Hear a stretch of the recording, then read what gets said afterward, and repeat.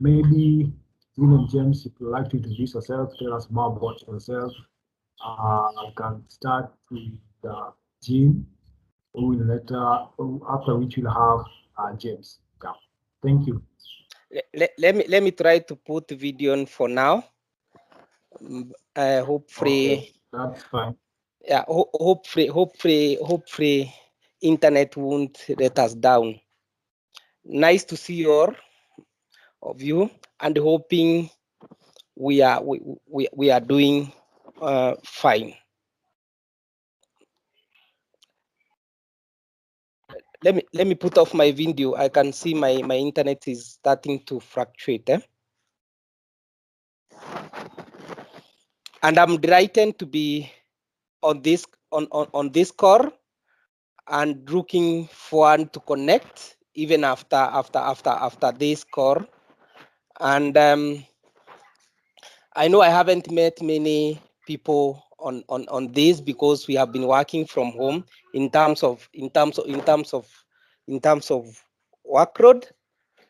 And I'm very new in Microsoft, and I'm working for TSI, that is Tech for Social Impact, and I am Crowd Solution Architect. And what it means is that I focus in the area of helping our customer, whereby you enable them in terms of digital transformation in the areas of using cloud technology, and in particular, Microsoft Azure.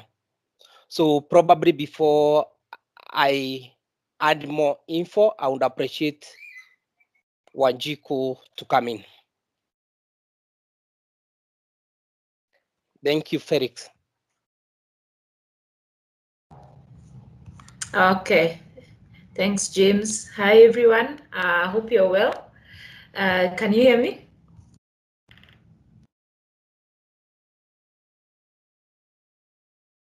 Yes, Wanjiku, Yes, I can hear you.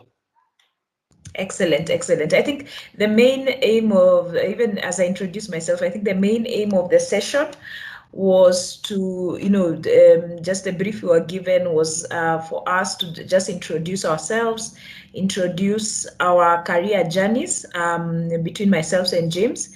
So let me just begin by probably I just had one slide open showing myself.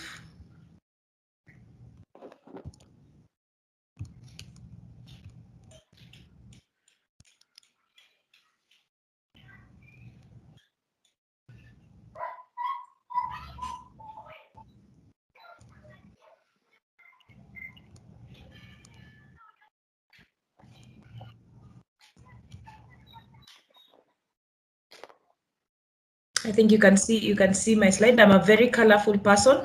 I like a lot of color. So I'm Wanjiko Munyaka.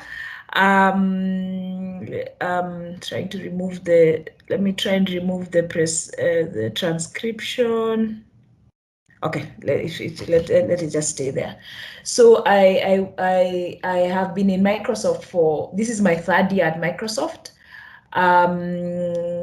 After a career of about 14 years, I've been working for about 14 years. And I must say this has been my most exciting part of the journey, the past 3 years at Microsoft. So I currently work at Microsoft as a partner development manager for the Microsoft Philanthropies team under the Tech for Social Impact. So just to explain how the organization is that, okay, first let me just give a background of my career, then we'll do a session around how our organization is built right now. And I see even Lucas is here from our organization in Microsoft Philanthropies, and we'll have all of us representing. So I began my career in. Sorry, is that a question? Okay. So I began my career in about 2009 as a graduate of engineering. I did computer engineering here in Nairobi. And after finishing that 5-year course, of course, you want to be done with school and begin working immediately after. That has always been your target, you know, being able to make your own money. So I began in the telco space. Most of us within that university usually didn't get, many of, you know, people who did electronic engineering got into the power systems, but many of us in that is when computers were budding, and that university I came from, there was a lot of computer science students. So I got into the telecommunication field, working with vendors. At that time, I was working with Nokia. And we used to do a lot of night jobs, you know, making sure that the telco networks are up and running. You know, the voice, you know, the mobile money platform was up and running by that time, and it was crucial for government, for us. So, you know, making sure that we do system upgrades at night. So there was generally a lot of night jobs. And of course, at that age, when you're starting your career, it's very exciting, because it means you're also receiving a lot of what is it called when you work after hours? What is that called? Surely one of you should Overtime know. or what? Maybe it doesn't I'm not apply sure. for this. Yeah, maybe it doesn't apply for this generation. But nowadays, overtime was very exciting to get. Usually it was about 1.5 times of what you get on a normally rate for your salary. So it was exciting. I did that for about, worked with multiple telco companies within the region for about 4 years.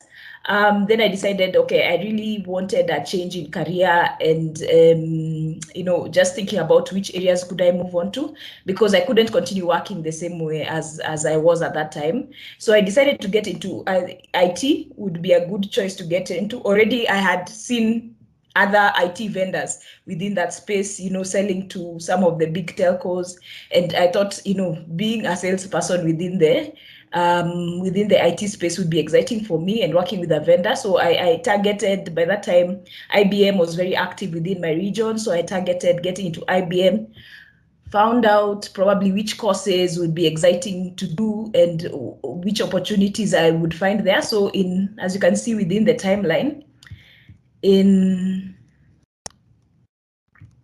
about 2014, I just finished my MBA in sales and marketing, and decided and had done a few short courses around design thinking, enterprise architecture. So by that time, of course, when you're applying for a job, at least you have lined up a few good things that you think IBM would take you for. By that, yeah, so I applied to IBM as an architect, as an enterprise architect, and I got in. It was very different from what I was doing in the telco business. But it was very exciting, because it's now sales work. It's about a lot of designing IT architecture for organizations, and we are mainly working with the financial services and the public sector industries. And yeah, I did that for about 4 years. My career grew until I became a technical manager.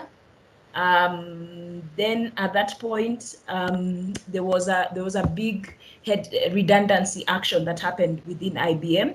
So unfortunately, I had to leave at that point. But I had also been thinking about, you know, entrepreneurship, and, you know, how I could begin, you know, think about how to solve certain problems using technology. So I got into that, and started working running my own business, like as a partner in consultancy in the tech fields. And that was tough. I was consulting for a lot of organizations that were small startups that were pushing their products to the cloud, and one of them was called Daktari Africa. It was exciting because you're building a new product, you know, similar to what you guys have been doing around the education field, you know, making education available in Africa to unserved populations. So the aim of that organization was to support, you know, the healthcare field, getting you know, healthcare into the unserved communities within Africa. So it was exciting, very challenging. I was working with developers, you know, developing a product design, And it during that time is when I was very cautious around. I started getting ideas around how to, engage in social enterprise rather than just focus in the commercial space. And also there was also that aspect around how can I give back to my community? How can I develop, other people? And I think a lot of you students within this space, you're working in the social enterprise space, or there's a lot of opportunity coming up in Africa on working in social enterprise. So that's how my heavily commercial background turned into a social enterprise play. Then I decided, okay, I really am made up for the corporate sector. I got an opportunity to join Microsoft after about a year of doing my own consulting. I got back into Microsoft to do partner development, and because I was actually giving back, developing solutions and designing solutions for organizations. I thought this would be a good fit for me. So I have been assisting a lot of Microsoft technology partners be able to sell Microsoft solutions in the commercial space. And early this year is when I transitioned to specifically the NGO or the not-for-profit space. And my work is to work with partners to be able to sell within the not-for-profit space, with the aim of one day becoming my own entrepreneur and running a business like that on my own. And also giving back, it also feeds into giving back to my community. So that's generally how my career journey has been. Any questions, guys?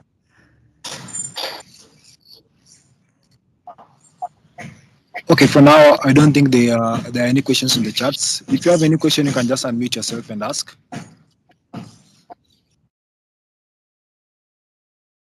Okay. Hi. No question. Wanjiko and James. Sorry, I'm late. I have a question in behalf of the students. Maybe it's for later on, if you want to talk about it later on, Wanjiko. About if they do want, so let's say once they graduate from the university and they do want to pursue, they want to be an entrepreneur and they want to pursue a non-profit and things like that. Maybe you guys can go over a little bit about what they would have to do to get there. And some of the students, they don't, I mean, they forget to ask these questions. So in case they need that information after they graduate, that would be awesome if you could cover a little bit of that sometime for the next 45 minutes. Sure, Ruth. Thanks for being their voice. we will cover that as we just get specific on the organization, how we sit within the Tech for Social Impact and the Microsoft Philanthropy space. So Perfect. I think before we get to that, James, you want to probably do your how you have grown your career before we get specific on the Microsoft Philanthropies and the Tech for Social Impact?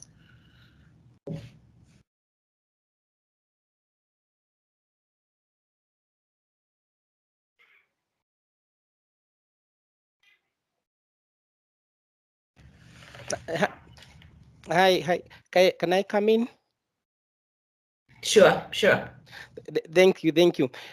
Allow me not to put on my video because what I have seen once I put the video, the internet is fluctuating. But anyway, for me, for my career, I think it has been having some bumpy areas, but by the end of the day, have been doing well. To start with, I think I'll start back then when I was in high school. And I remember very well when I lost my dad when I was in Form 2 in my first term. And one of the things what happens is that I realized, I think, my life has been doomed. I don't see right at the end of the tunnel. And I decided to drop out of school. And to be honest, I went home, up country, and I took a near until this one day one of my uncle came and started kind of mentoring and coaching me. And I remember very well some of his words. And he said, sometimes in life, it is good to aim to arrive at the sun, but if you fail, you run to the moon. Up to this moment, I remember those words. And with those words, what happens, he told me, it is very important, James, for you to go back to school because opportunities are for those people who are prepared. And surprisingly, after a year, I went back. Fortunately, I didn't repeat Form 2, and I went to Form 3. And surprisingly, I was like thinking probably I won't make it. And within 2 years, I managed to do my exam for Form 4, and I made it to university. And with that, actually, it reminds me of a story which I will try to relate, what we call caterpillar to butterfly, or what we call butterfly effect. What is a butterfly effect? If I may try to analyze a bit. When you look at a caterpillar, or when you look at the butterfly, sometimes we always say, wow, that butterfly is so beautiful. But remember, for a butterfly to be, it has gone kind of transformation, which all of us, we are like a butterfly. Why am I saying this? For butterfly to be, there is process of laying the eggs being transformed to what we call larva or chrysalis. From there, the caterpillar, and the process between caterpillar and the butterfly, it actually takes 7 to 14 days to change. Whereby even we as a human, if you can look the journey, how you have been preparing yourself from grade 1 or from first year to second year, you have been transforming. So why am I bringing this information to our students? It's just to encourage them. In life, you expect those bumpy areas, but with those one, you can take another butterfly effect, which I call the human butterfly effect, which as a human, you have total control of your life. Why am I saying this? If you look at that or process of a caterpillar, when you see a butterfly, you don't remember once it was a caterpillar which was very ugly.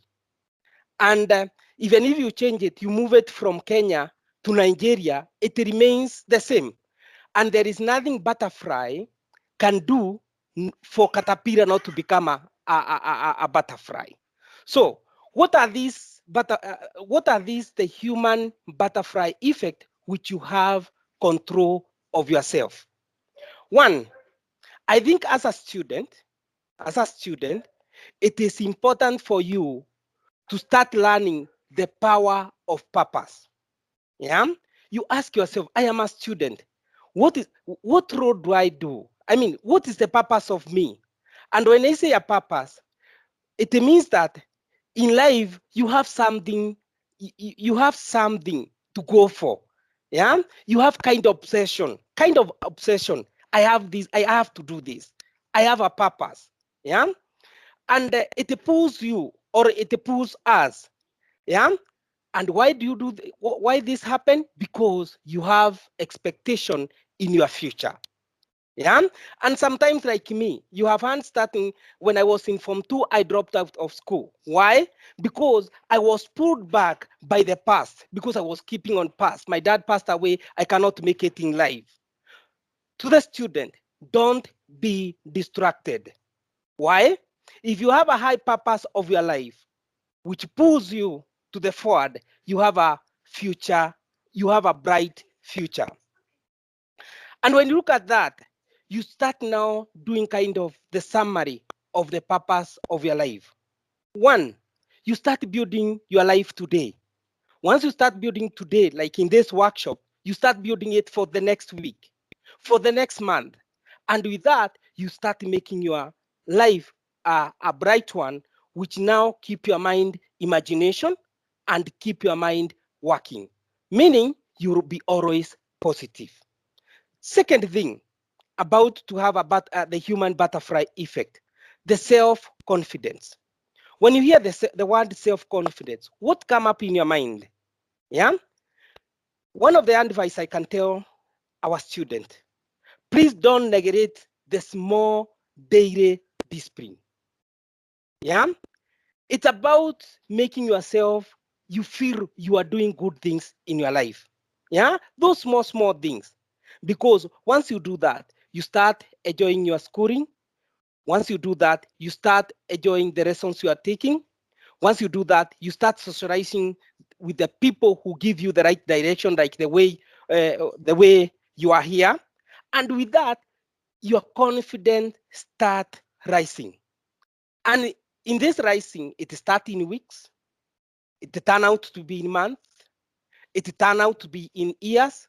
And with this one, you only realize by the end of the year, you have a very powerful year. Remember also, part of good health is a self-confidence. And it is very important. You always find students after classes, they jog. After classes, they go to buy fruits.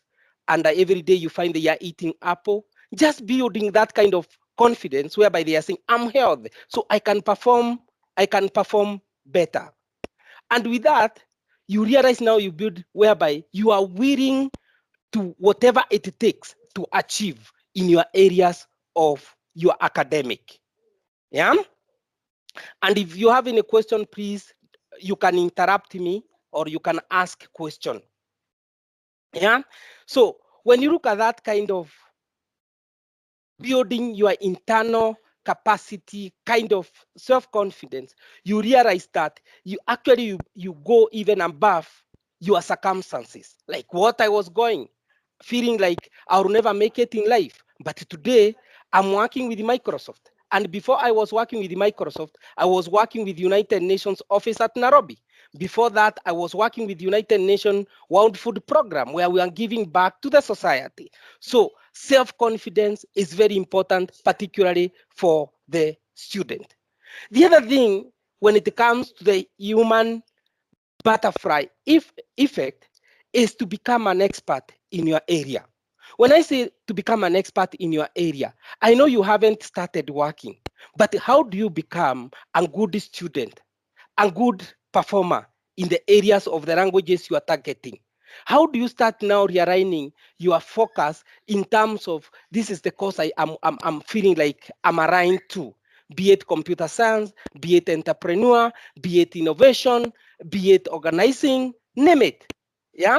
So when you start thinking of becoming an expert, it means that you are willing to be the best in your area, be it the subject, yeah, and you need also now to demand yourself, I have to be excellent, yeah, and it's very important. Just demand yourself, and that's why you find sometimes you create some hours, you woke up early, you sleep late, just to become excellence in areas where you are focusing. So when you look at in the areas of expertise, what am I trying to say? By the end of the day, you realize that you start developing skills of personality. Yeah, you start developing the skills of language. You start developing the skills of organizing. And by the end of the day, you become an expert in your field, yeah, which is very important. And when you combine those three, you realize now the fourth one is the kind of preparation. And the question is, yeah, the question is, what is preparation? You ask yourself, what is preparation? Because if you look at it, it takes a lot of work roads around, yeah, for you to get ready, yeah, because big share of our life is preparing, getting ready to what we are focusing on. Look, for instance, today you are in fourth year, yeah, there is someone else who is in first year, but the destination is the same because the person who is in first year, right now he is preparing to become the second year. The person who is in second year is preparing himself to be in third year. And the journey continues. Those who are in fourth year, they are like saying, I wish I can get an opportunity to work with Microsoft as an organization. So it's a journey. And what I want to remind you is the decision you make today as a student, it's long lasting. Yeah. And you will understand once you come out of the society, the decision you make today, it's a long lasting. Why am I saying this? Because there are some questions which comes up. Someone can ask you, yeah, what can I do to make myself ready? Yeah, in terms of preparation. Yeah, because remember, life was not designed to give us what we want, was not designed to give us what we need, but life was designed what we deserve. Yeah, life was designed for us what we deserve. It's not what we need, but in that deserve, you need to get a good idea, and probably that's why you as a student, you are here to listen to the professionals and the people who have a big picture what you expect in our future. Meaning, if you want to become good in classwork, you need to go to those people who are expert. You need to consult. If it comes to reading books, you need to read. If it comes to issue of searching, you need to search. And with that one, you realize people who seek, they always get. And something else you need to remember, when you start preparing yourself for this journey, when opportunities arise, yeah, opportunities are for those who are ready for it. Yeah, and you have seen through probably influence, you find you join in campus like 100 students, but by the time you are reaching to fourth year, you are only probably 70. If you ask the other 30% what happened, no one who can be able to explain because they were not prepared for the journey. Yeah. So what am I trying to say? Prepare yourself for this year, for those people who are in first year.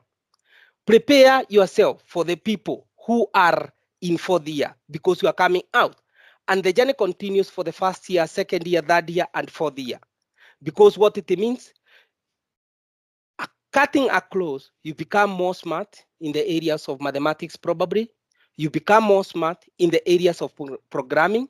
You become more smart in seeking the guidance, the emerging technologies, which probably Microsoft are using in the areas of becoming sharper and clearer. Yeah. And what do we need to achieve this? Any questions so far?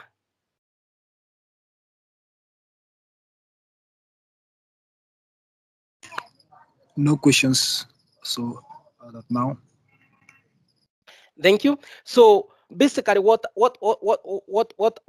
I'm trying to say, it is important for our students to have kind of vision. I don't know how to put it, but if everyone knows the ego, the bad, yeah, I just wish all the students can have that kind of focus, because if you look at the ego and you look at the way it does, it go like 10,000 meters away on top, and if there is a chick which is on ground, even if you are there, you can see the ego can come and pick the chick while you are there. Look at that focus. Look at that vision. And that's my wish to our students. That's my wish to encourage you. Just be focused in your area. Become smart. And as I said about the story of caterpillar to butterfly, remember, opportunities come, but they don't come at the same time.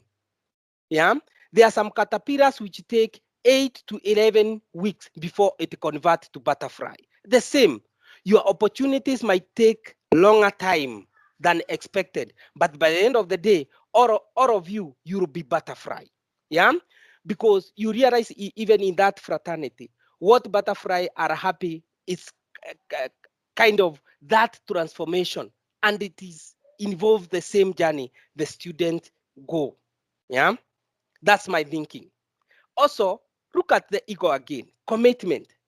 Yeah, the ego is so committed, particularly when it is doing the preparation of the nest. Yeah, it uses when it is making its nest, it uses the kind of twigs, yeah, which has thorns.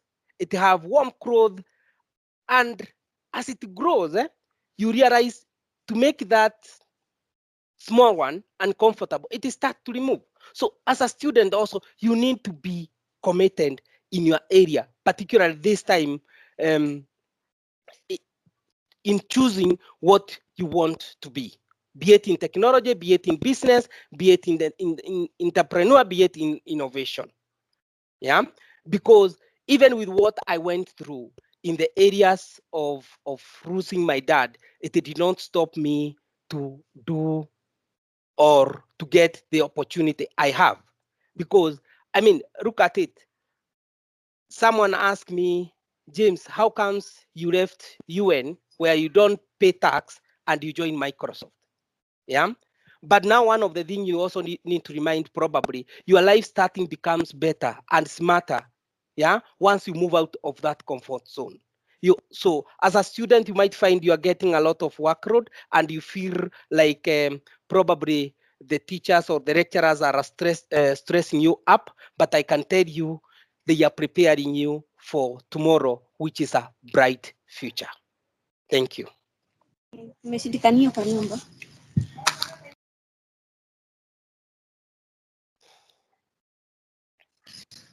Okay, thank you so much. Thank you so much for that, Jean.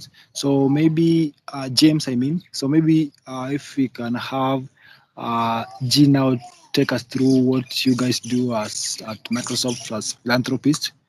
I know most of my friends are wondering what is this philanthropies, and they are wondering what philanthropies are doing at Microsoft. So maybe Jean, you can take the stage. Sure, Felix. And thanks for that encouraging message, James. I think especially with just the work I've been doing with some of this with the game of learners as students, many of them being just finishing up with their university and trying to get placement work or finding opportunities. I think it's very encouraging for them to know, they'll get to that point where, they're successful if they keep at it and they work hard at it. They study, they understand that sometimes you can't compare yourself with others. You go at your own pace. I think you will arrive to where you're going. And as Felix mentioned, just to highlight probably what Microsoft Philanthropies is, and specifically our department, which is the Tech for Social Impact. As you know, Microsoft is a very, very huge organization. If you start going into just explaining how big Microsoft is, it would be, and some of these different siloed departments, we don't even talk to each other. We may not know, like the Africa Development Center, and the work they're doing in development is totally separate from what the sales organization does and the corporate organization does. And sometimes we even sit on different floors most of the time, and of course there's interaction here and there for team building, but it's very different. So as I mentioned, Microsoft, the Microsoft Philanthropies was actually formed sometime in the after 2000, just to see how we can give back to society. And we all know Bill Gates, the founder of Microsoft, is very big on giving and in philanthropy work. So this was taken up by the senior leadership of Microsoft and is actually handled by someone who reports. We have our CEO, Satya, then we have the different vice presidents who sit under him. So this Microsoft Philanthropies actually sits under a vice president, under Satya. So just showing the value of giving back within Microsoft.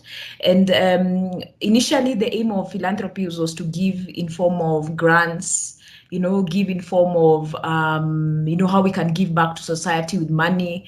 And also technology became a big part of it. So that how can we, use what is our core business, and use it to give back to organizations so that they may, we may make the world a better place. So there's a lot of, initially there was that aspect of, how we can use our, our profits to be able to grant organizations money, and especially the not-for-profit organizations, which have humanitarian missions and which have causes that are very close to Microsoft heart.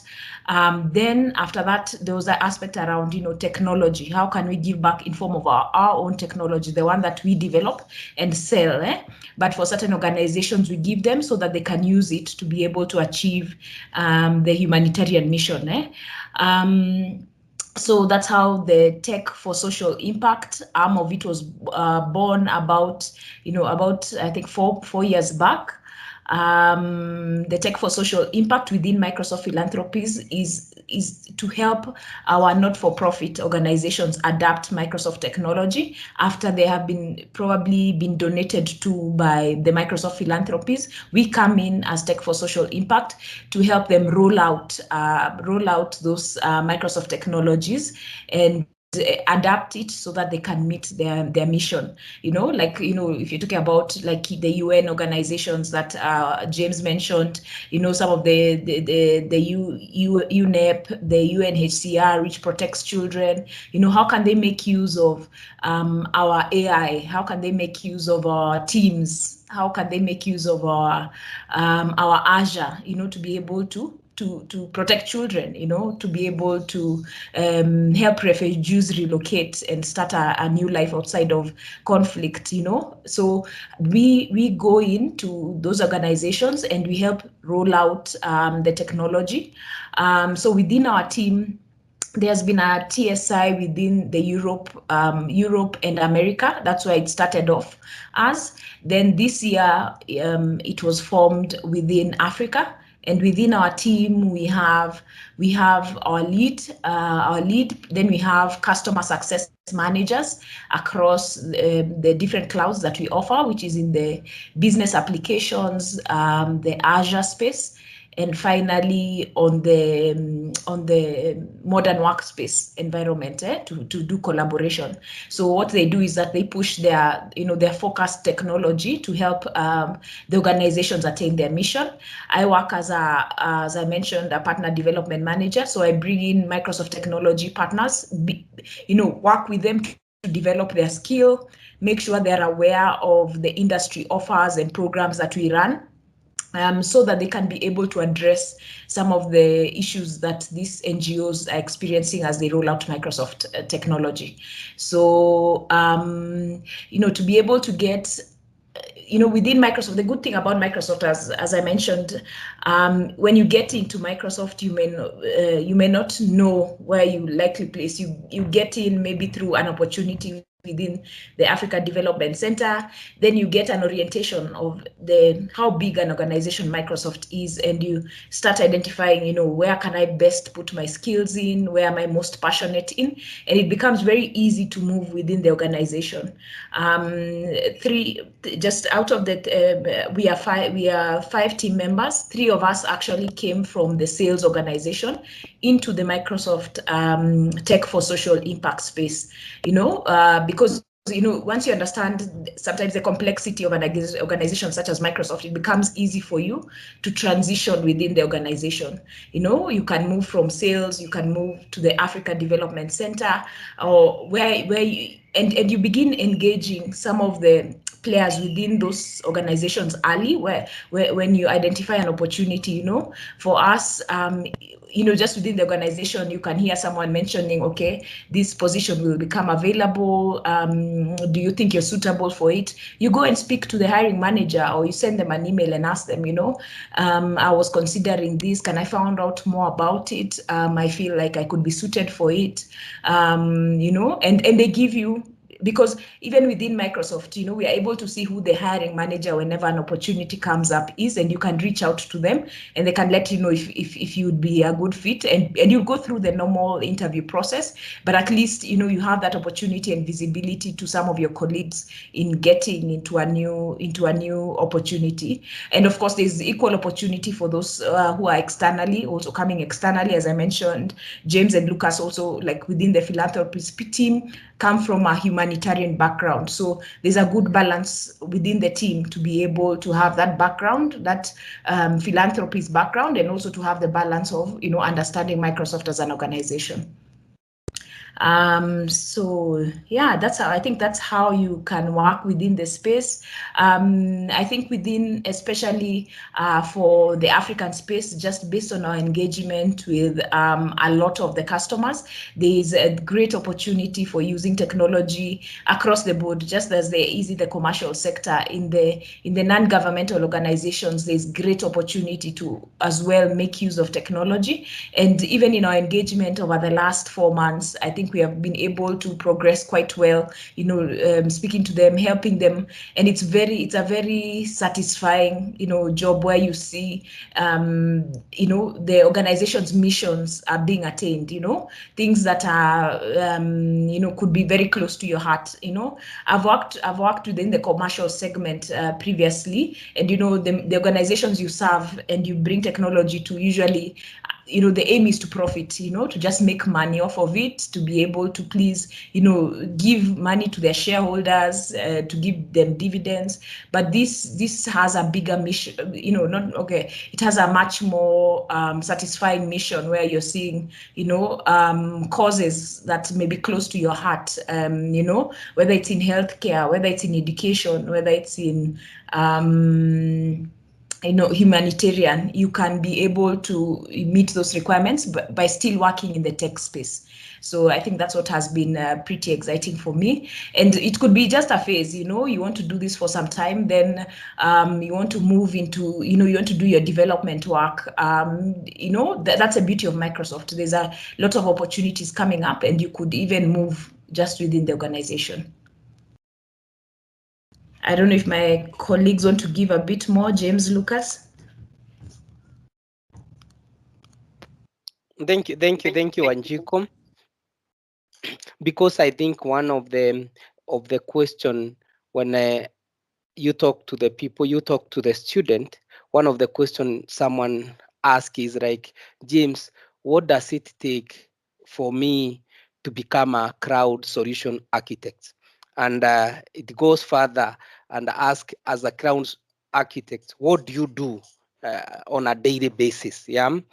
And looking at this question is more a bit diverse, because to some extent, when we talk of crowd, you start thinking of kind of designing the way you do architectural design of your house. How many rooms do you need?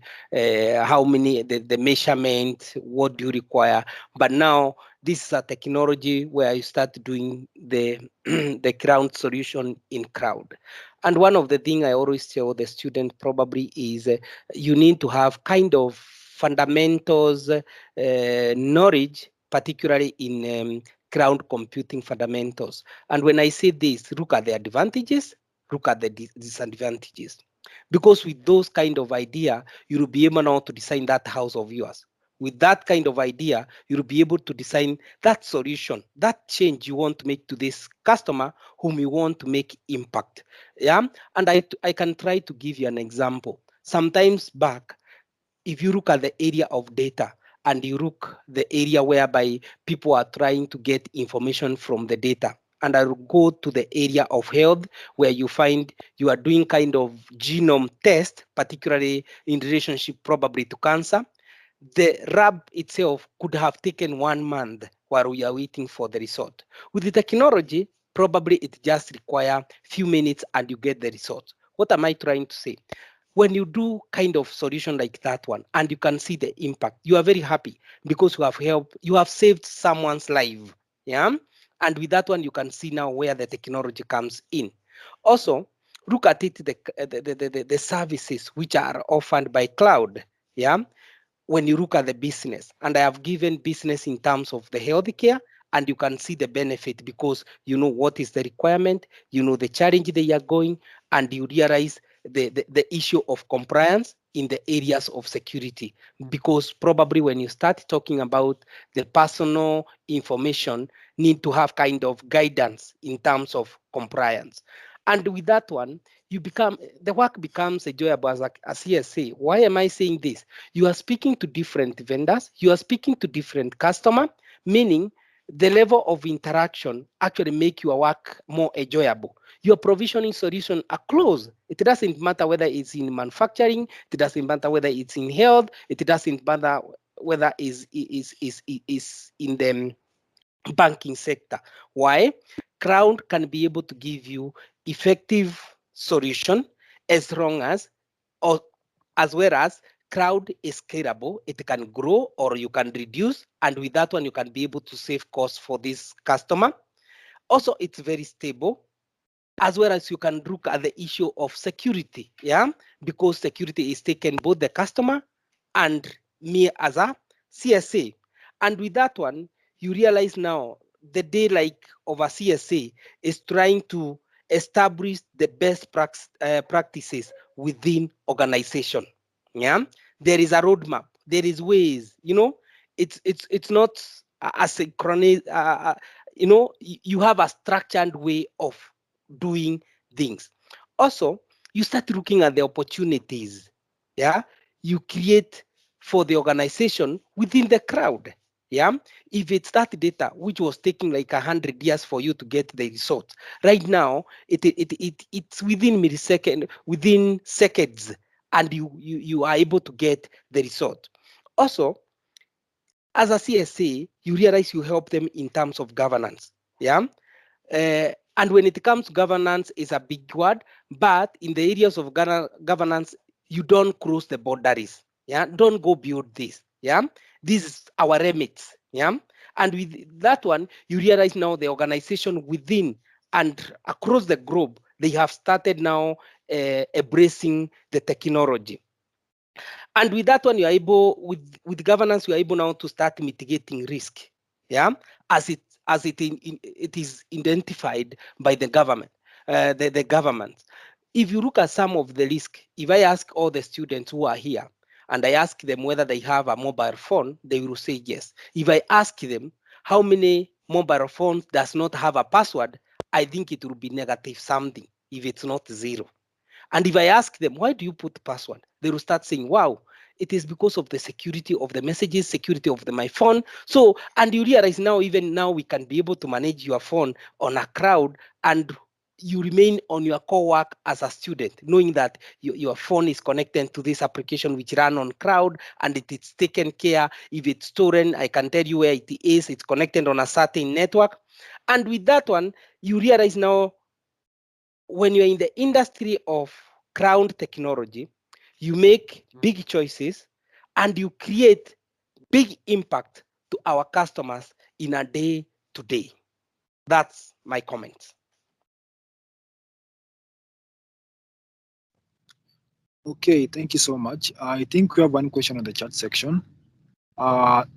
Jeff K is asking, what's the application process for getting a job in the Microsoft Philanthropies department as an MSP?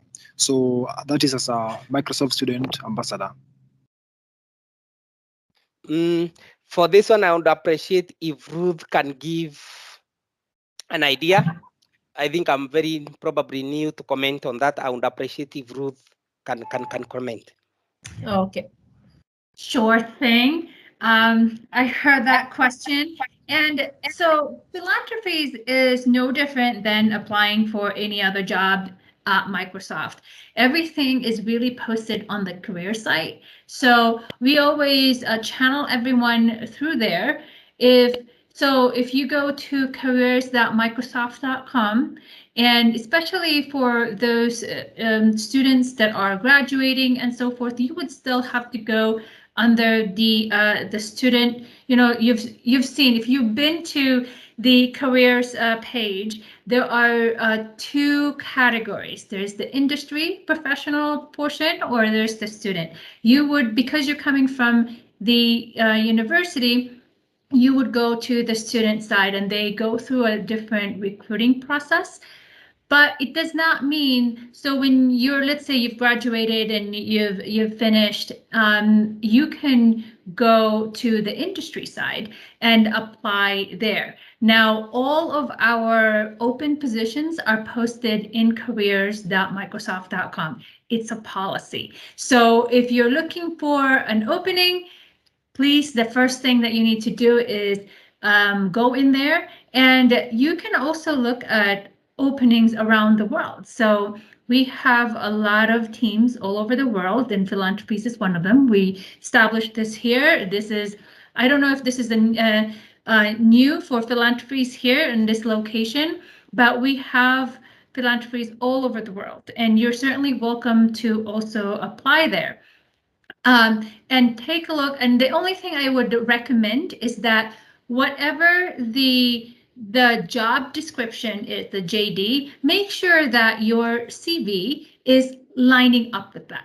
So we highly recommend to not make your CV so generic that you're basically just making a generic CV and just sending it over. Make sure you try to customize it to the role that you're applying for. So yeah, so Philanthropies can be also found in careers.com, careers.microsoft.com, along with all the other openings that we have at Microsoft. Thank you. Okay, thank you so much for that clarification, Ruth. So one question I have for Jean. Okay, I'm hearing of Philanthropies department at Microsoft for the first time. And I was wondering, okay, since this department was established, what are some of the impacts you guys have had, especially in Africa?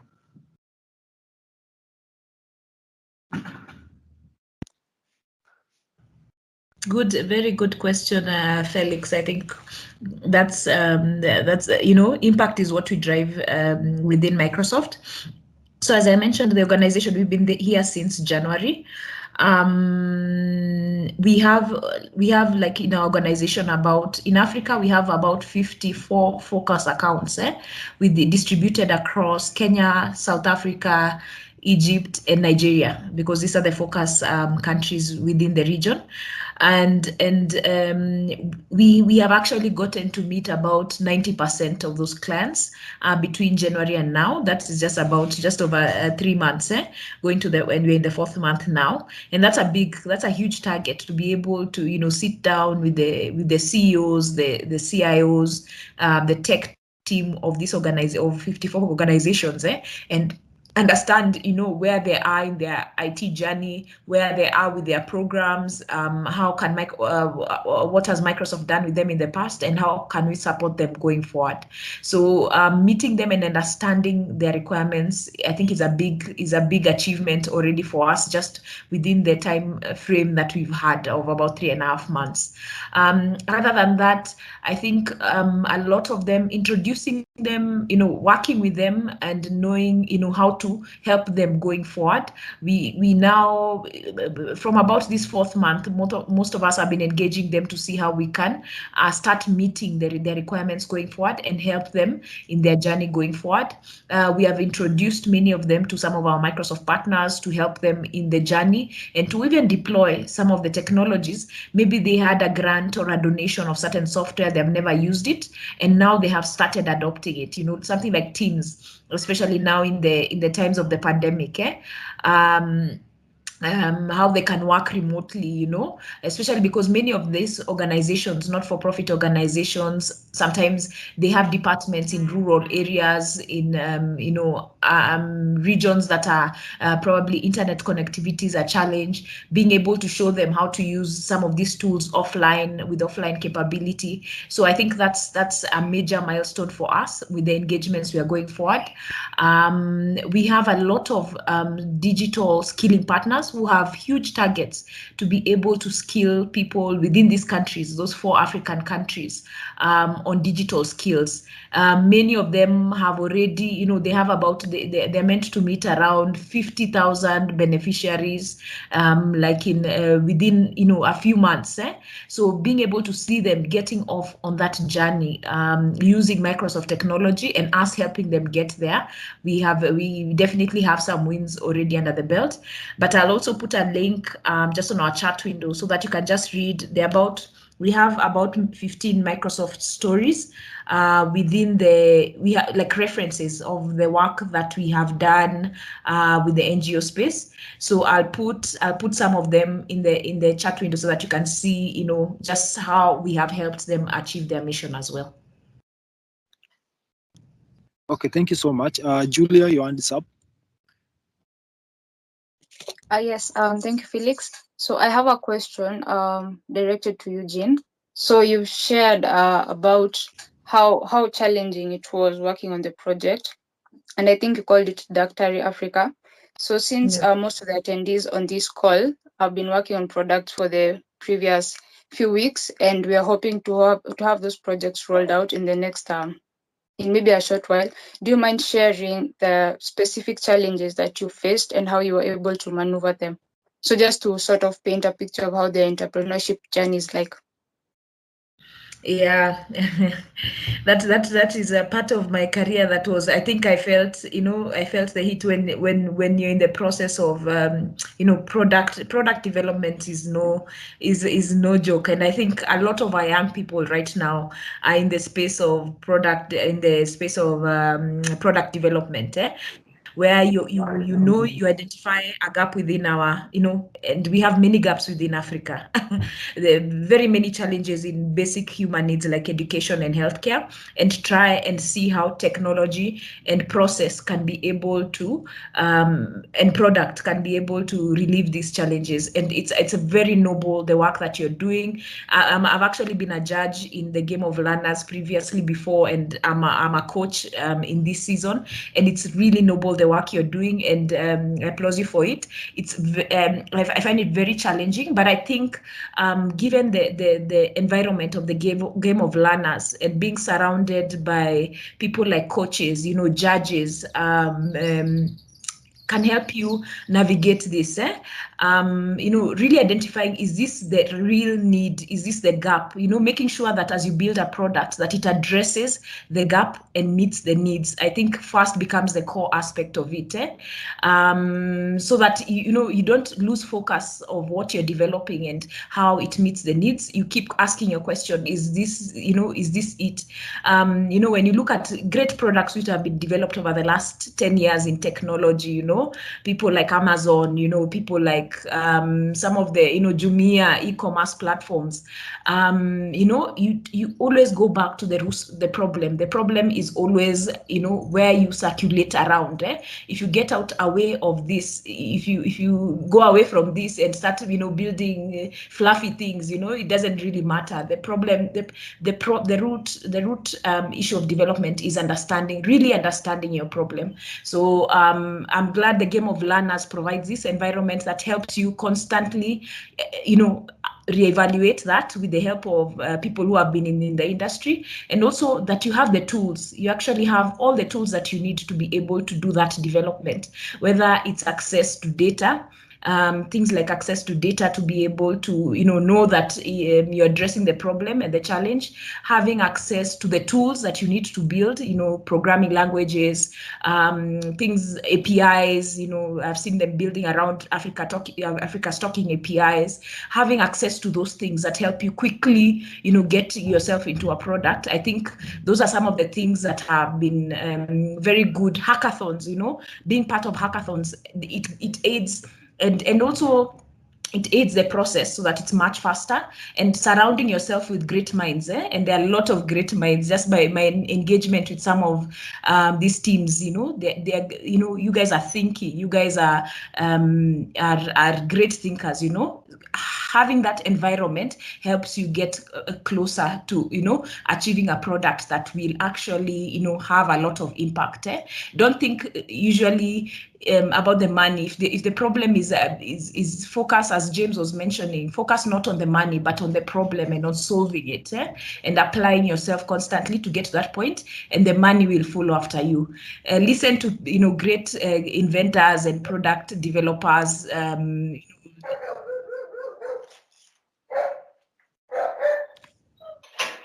Yeah, sorry, I went off a bit. Elon Musk, people who are constantly developing, and I think you're really on the right path. Okay, thank you so much, Jean. We are already past time, but just one last question. You earlier talked about the philanthropy department giving grants to non-profit organizations, and I was wondering, okay, is it only non-profit organizations or startups, or because the game of learners came up with the projects, the participants came up with the projects, and some of them maybe would like to take their projects into production, and maybe sometimes we might need some grant and kind of stuff. So I was wondering, how do you decide on whom to give grant, or who gives this grant, and how can they get in case they'll need it? So either James or Jean can take up that question, and then we'll call it a day. Sure. We do have programs for not-for-profits just within the Tech for Social Impact.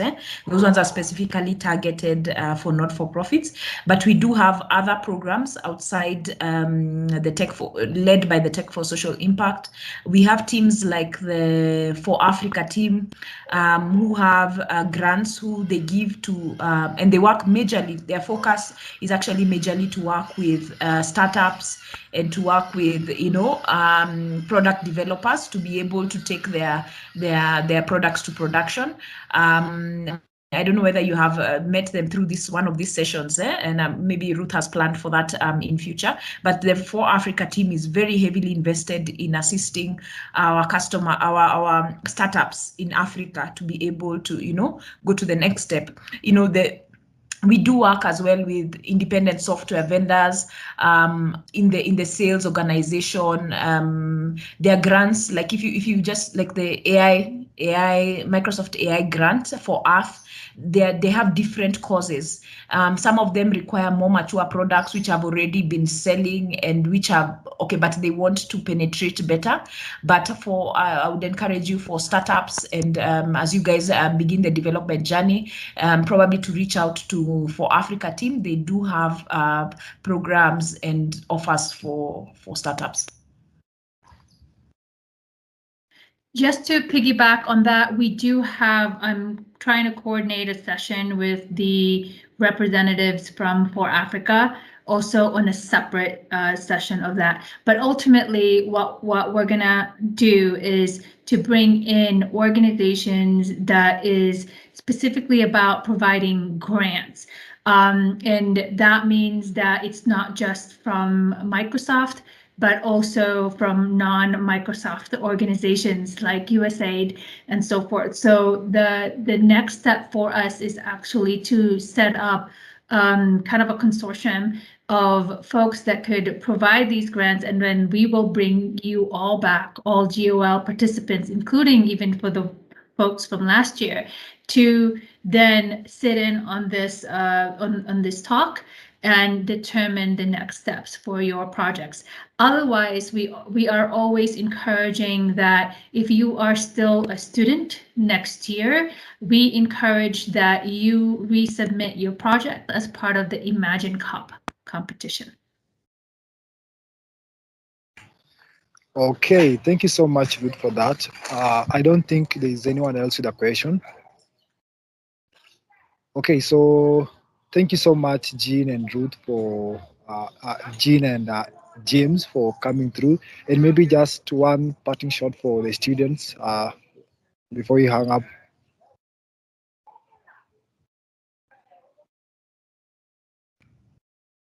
I can start with Jean. One final word for the students.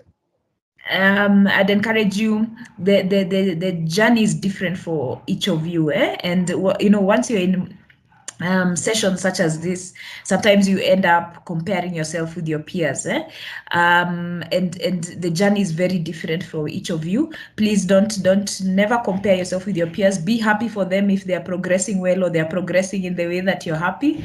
As long as you continually apply yourself, your opportunity will come. And as I like to say, time and chance happen to all of us.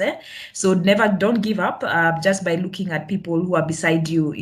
Your opportunity may come and it might be a big, a huge one. So just keep going, applying yourself, and I'm sure you'll be successful. Thank you. Thank you, Jean. Thank you, James? Jean. And my comment is this. I'll remind you about caterpillar.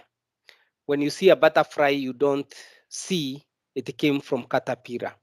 So when you see your friends doing very well, when you see your parents doing very well, they have gone a certain journey which was stressful. Your time is coming. Just be focused, be persistent, and all will be well. And time is more important than money. When you become an expert, the money will find you. Thank you. Wonderful. Thank you so much, Jean and James. I think that's all, and thanks everyone for joining. Let's meet tomorrow. Tomorrow we have a session on Microsoft Leap program. So hope to see you there. Thank you. Thanks, everyone.